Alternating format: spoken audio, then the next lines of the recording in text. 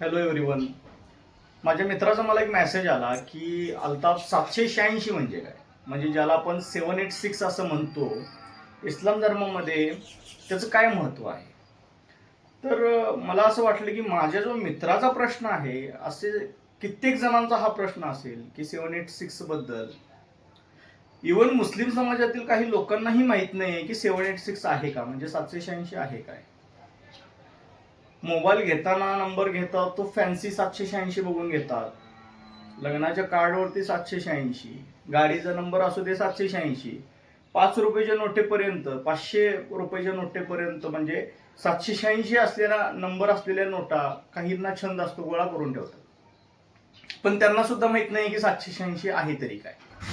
आणि काही मौलवी असे आहेत की त्यांना सुद्धा माहित नाही, म्हणजे हातावर मोजण्या इतपत मौलवी असे आहेत की त्यांनाही माहित नाही की 786 आहे तरी काय. काही म्हणतात की 786चं काहीच महत्व नाही, तर काही अशी मेजॉरिटी आहे की ते म्हणतात नाही, एक महत्व आहे.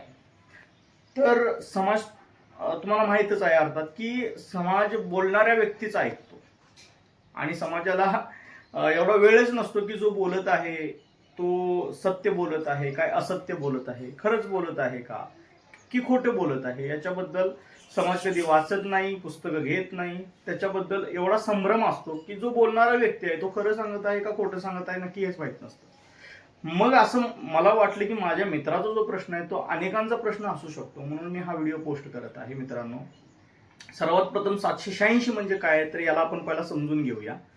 अरबिक लँग्वेजमध्ये अलिफ, बा, ता, सा काही असे वर्ड आहेत, अक्षर आहेत. जसं आपण फॉर एक्झाम्पल अ, आई, जसं आपण मराठी भाषेमध्ये जसं शब्द आहेत, अक्षर आहेत, तसेच अलिफ, बा, ता, सा जे आहेत ते अरबिकमध्ये आहेत.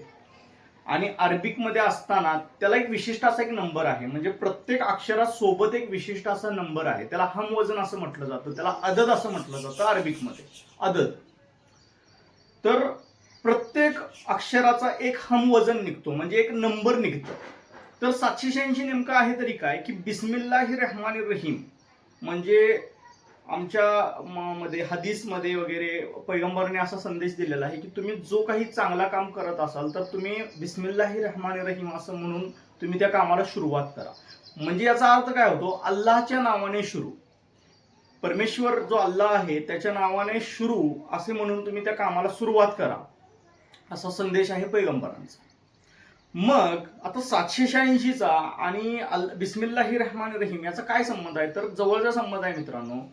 बिस्मिल्लाहिर रहमानिर रहीम मध्ये अरबिक जे वर्ड आहेत, म्हणजे जे अक्षर आहेत, त्यांचं जे हम वजन निघतं, म्हणजे बिस्मिल्लाहिर रहमानिर रहीम मध्ये जेवढी अक्षर आहेत त्यांचा जो एक नंबर होता अदद, तर त्या अददची टोटल बेरीज जी आहे, बिस्मिल्लाहिर रहमानिर रहीम मधली जी बेरीज जेवढी अददची येईल किंवा त्या अक्षरांची जेवढी बेरीज येईल ते टोटल बेरीज म्हणजे 786 आहे, म्हणजे 786 आहे. तर बिस्मिल्लाहिर रहमानिर रहीम शादीच्या, म्हणजे शादी म्हणजे अर्थात विवाह, लग्नाच्या कार्डवरती तुम्ही बघितलं असाल की 786 असं लिहिलं जातं.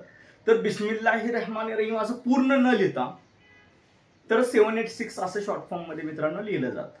तर 786 म्हणजे काय आहे, बिस्मिल्लाहिर रहमानिर रहीम, आणि बिस्मिल्लाहिर रहमानिर रहीम म्हणजेच काय तर 786.